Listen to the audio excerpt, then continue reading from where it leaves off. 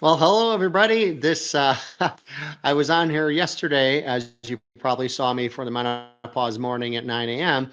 And unfortunately, I had my microphone in the off position, so all you saw was me here with my mouth moving. And so I wanted to reshoot this today because this is so important, and it actually worked out better that I'm reshooting this because I want to incorporate some pictures and give you a visual as well. And what I'm going to talk about today is how spike proteins can actually be a significant trigger for your hormonal system, for your menopause symptoms, and also can even create challenges in other areas of your body that could be additional triggers to your menopause symptoms in your hormonal system.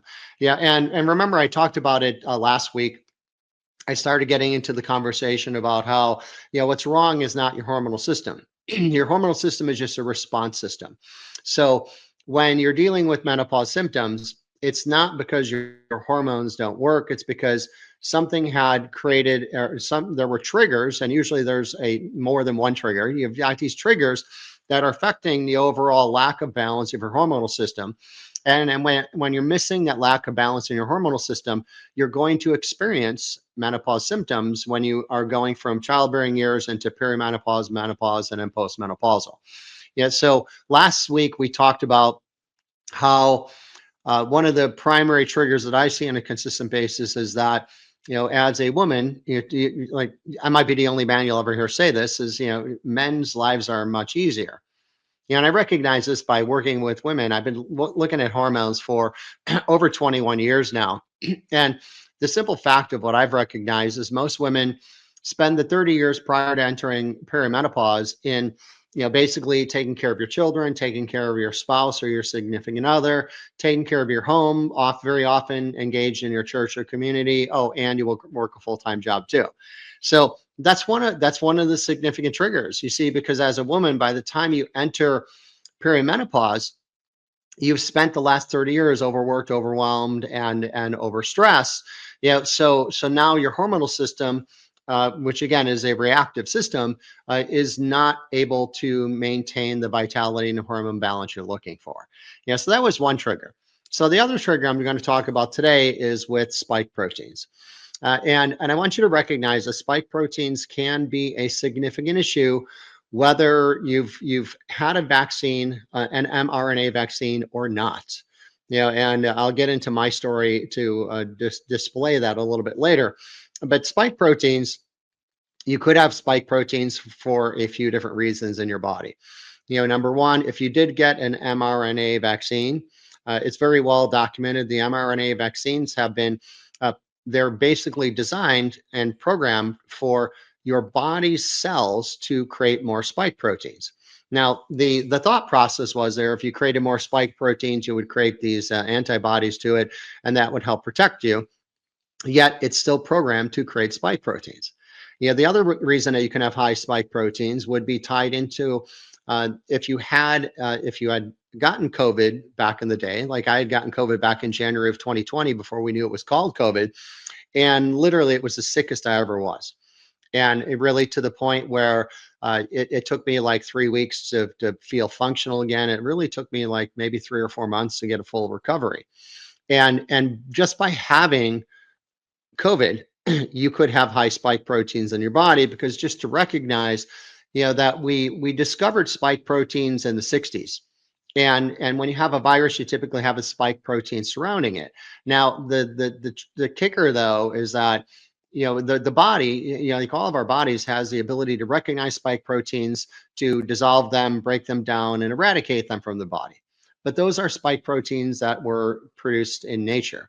Whereas the spike proteins that basically we've been exposed to with COVID, because the recognition that COVID was manufactured in a lab. So that means the spike proteins were also manufactured in a lab. Your body doesn't have the same ability to recognize, dissolve, and eradicate those. And so this is why you could be dealing with this buildup of spike proteins in your body. Now, a third way that you could have higher levels of spike proteins is with shedding. Now, I don't know the extent at which how significant shedding is or is not, but is a potential a third way that you can have high spike proteins. Now, I'll even share that, with my hormone protocols that I've been using for, again, over 21 years, I'm used to a certain level of efficiency and speed in women really, feeling better and overcoming their menopause symptoms. And what I've recognized over the last couple of years is it seems like the process has slowed down, and not for everybody, but for a high percentage of people. Well, that's when I started to really recognize and dive into the research with the spike proteins, and I started having all of my clients test their spike proteins, and sure enough, those that were having where it wasn't happening as quickly as I'm used to, or they weren't having as significant of positive shifts, what I recognize is a high percentage of those women were also really high in spike proteins, right? So I want you to make that connection, and to even understand, when we think about and talk about spike proteins, I want you to recognize what these do in your body, because the spike proteins, they disrupt something called your ACE2 receptors.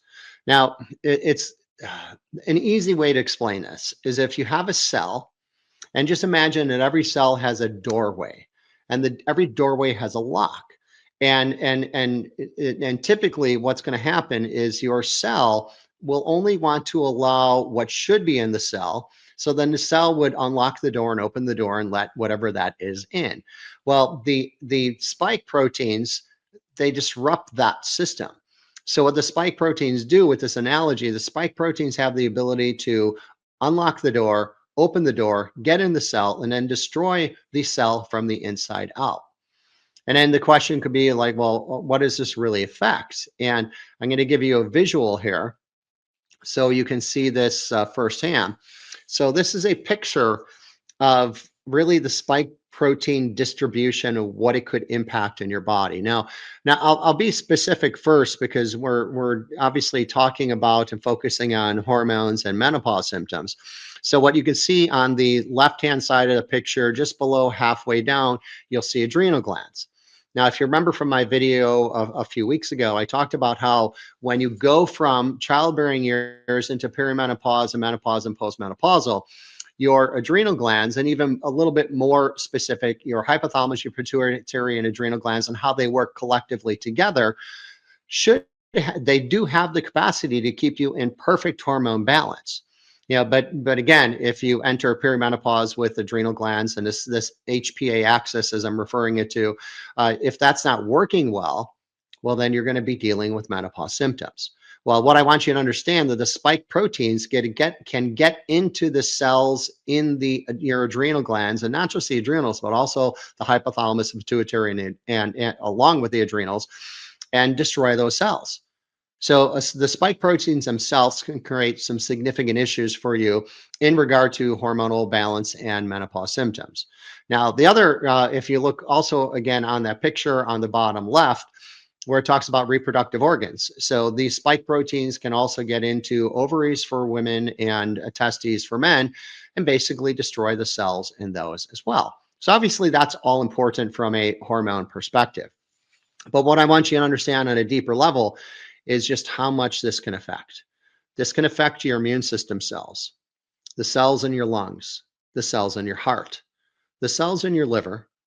We talked about the adrenals, the cells in your kidneys, the cells in your spleen.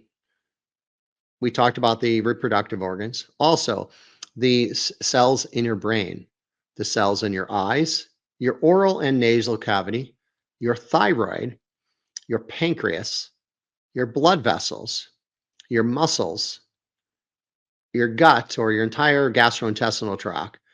And then on top of this, this can also be tied into connective tissue, and then skin as well. So these are all the areas that those spike proteins can actually attack. Yeah, and this is what's really interesting about it, is there's even a recognition that people who are dealing uh, with this tragedy of what sometimes happens based on the spike proteins, that people who have basically lost their life to really different challenges, with the recognition of the spike proteins, that about almost 50% have triggered a cardiovascular problem that has led to a loss of life. About 17%, it's been attributed to their liver. About 11% has been attributed to your respiratory system. And then about 7% is multiple organ systems. Yeah, so I really just want you to recognize that that when we're looking at this from a menopause system perspective, if you have high spike proteins and you're moving from childbearing years into perimenopause, menopause, or postmenopausal, you're likely going to have significant symptoms. And if you were already in menopause and then you accumulated higher spike proteins after that, your symptoms are likely going to be significantly worse. And it's not just going to affect your hormones and your menopause system. As you can see, based on this picture right here, it affects your whole body, right? And these are really the important things to recognize. Now, what I want to do is I want to share with you my story so you can help understand this a little bit better. So it was about 2 years ago, I started having an accumulation of symptoms that I couldn't figure out, which was really frustrating because what I do for a living is I help women get to the underlying triggers of what's causing their problems. And here I was with a whole host of problems, and I couldn't figure it out. Yeah, so just out of what I can remember in this moment, my whites of my eyes had turned gray. My eyes were burning constantly every day, all day, to where I had to just on a regular basis, I had to keep putting eye drops in my eyes. I had this cyclical rash that was really nasty underneath my armpits. I had started to, my quads were burning. They were burning so much that I had to put on before I could go to bed to try to get some sleep, I'd have to put on leg massagers to kind of calm that response. I had also, I started having problems with my kidneys. My kidneys were no longer processing uric acid as well, and I started to get attacks with what is referred to as gout because of too much uric acid in the blood. I also gained about 10 pounds. I knew that that weight gain was due to inflammation because I was also dealing with a lot of overall bodily stiffness, aches, and pains. I also started to accumulate and have venous congestion in my lower left ankle, or my left ankle and my lower left leg. I also was very fatigued, was getting sick way more often than I'm ever used to getting sick in the past. And I was hacking up mucus every single morning and often throughout the day. And these are all the symptoms I was dealing with. Now, initially, I didn't think of the spike proteins being an issue because I never had an mRNA vaccine. So, but then as I learned more and got deeper into this, I recognized that just because I had a really bad case of COVID and potential of shedding, there was still a likelihood that I had spike proteins in my body. So I, of course, I did a spike protein antibody test. And what that helped me understand and is that I had a dangerous high level of spike proteins in my body. Now, it was the good news of that. When I found that out, I was able to get on a protocol to help with the spike proteins and eliminating them from my body. And I started to improve. I got the whites of my eyes back. My eyes weren't burning all day anymore. I had lost that 10 pounds. I haven't had one problem with my kidneys or gout since I started the protocol back in August of 2025. The burning on my legs wasn't as significant. I still have some things going on. I'm still a little bit fatigued. I'm still also dealing with cyclical rashes, which is really my body getting rid of the spike proteins. And I'm still getting up every morning and coughing up mucus because that's all the spike proteins that are in my respiratory system that's coming out. Yeah, but the big thing here is to recognize it doesn't matter if you've had a vaccine or not. This could be an issue for you.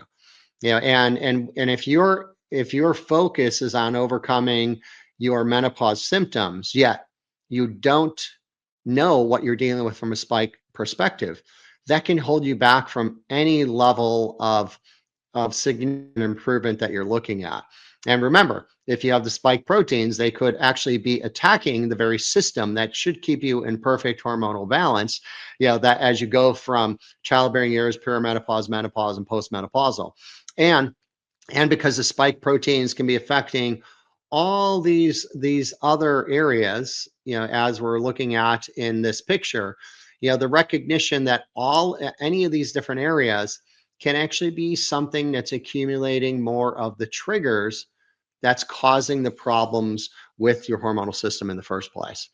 Yeah, so I really wanted to bring this up to you because I've just seen this be a big problem with people, and women with menopause symptoms specifically.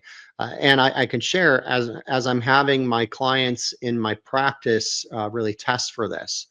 It's been kind of shocking. I've only had one person show as a 0.08 or less. And if you're at 0.08 or less as far as antibodies, you've never even been exposed to COVID. That's a very small percentage of people in the world we live in, maybe only 3%. Yeah. So, and if you're between that and let's say 500, I don't think you really have any issues with this at all. If you're somewhere between like 500 and 1,000, there could be some slight issues in your body and not to a dangerous level yet. But once you're over 1,000, now it's dangerous.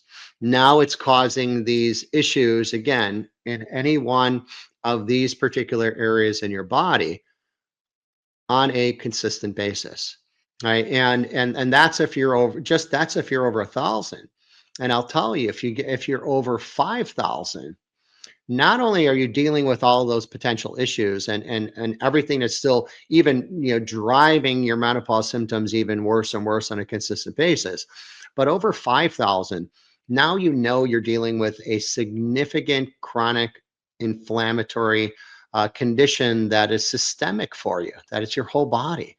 And what I want you to recognize is that if you're dealing with a systemic inflammatory condition that's chronic for you, that's another thing that's going to blow out your hormonal system, because when you have inflammation, your adrenal glands produce cortisol, which is your body's natural anti-inflammatory.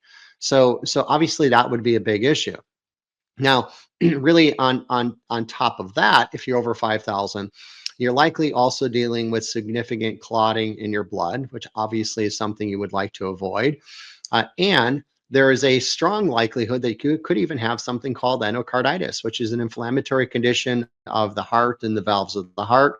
And on top of that, they also even had to coin a new term for this. For these people who are over 5,000, it's one of those things that, when you think of cancer, cancer as we've known it for decades, is something that grows and develops slowly.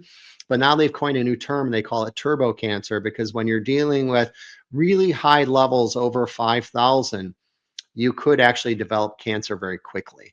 So obviously all of this is something you would want to understand, and then really work on supporting your body and naturally eliminating these spike proteins if it's an issue for you. And I'll go a little bit deeper with what I went through with this. Now, I've done 3 tests so far. I did one in August of 2025, about mid-August. I did one on October 29th of 2025, and then one at the very end of 2025 and the end of December. And the first test I did, I unfortunately, it was the right test. It was still the SARS-CoV-2 spike protein antibody test, except I picked the wrong test number. So it didn't give me my exact number. It just told me if I was below 800 or over 800, and I was over 800. So of course, that's when I started the spike protein detox protocol. But then after I was improving, and I had realized after I got the test back that I did pick the wrong test number. So I really wanted to make sure, as I was improving my symptoms, I wanted to retest and see where I was. So this time I chose the right test code number, the right number for the test, and I got my exact number. Now remember, over 1,000 is dangerous. Over 5,000 is like beyond dangerous and all these other issues. And my test in October 29th of 2025 was actually 11,694, which is horrendous, to be candid with you. And as I'm seeing people come back, as I said, I saw only one person at 0.08 or below. I've seen a handful of people that were less than 500. I've seen another handful of people that were between like 500 and 1,000.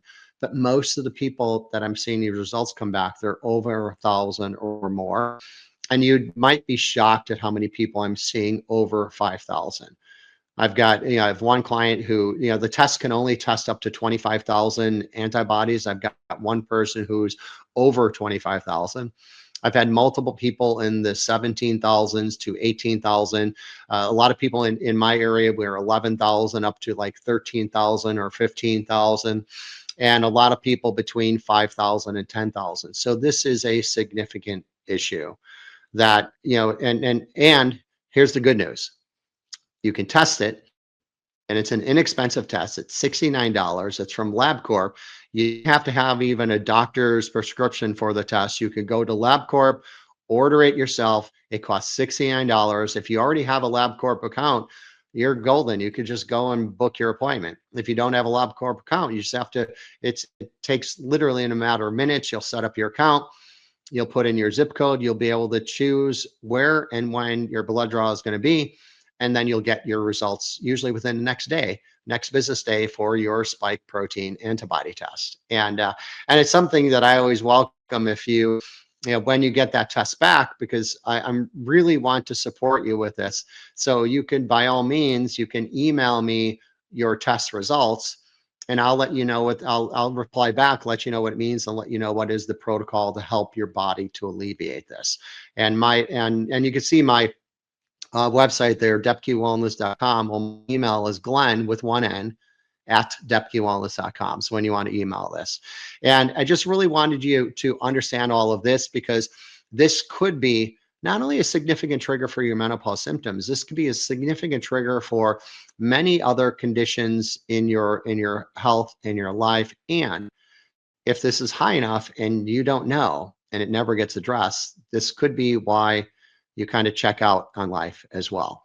Yeah, so that's our second trigger. Next week on the Menopause Morning, which again is usually on Tuesday mornings at 9 a.m. I'm just doing this today because I did not have my volume on yesterday, so my apologies. And next Tuesday, we're going to get into how your gut can be a trigger to your hormonal imbalance and your menopause symptoms. So I look forward to connecting with you next week. And if you have any questions based on this video, just put it in the comments below, and I will address every single one of them personally. And I look forward to talking to you next week. I'll see you the next Menopause Morning, 9 a.m. Pacific time, next Tuesday. Have a great day.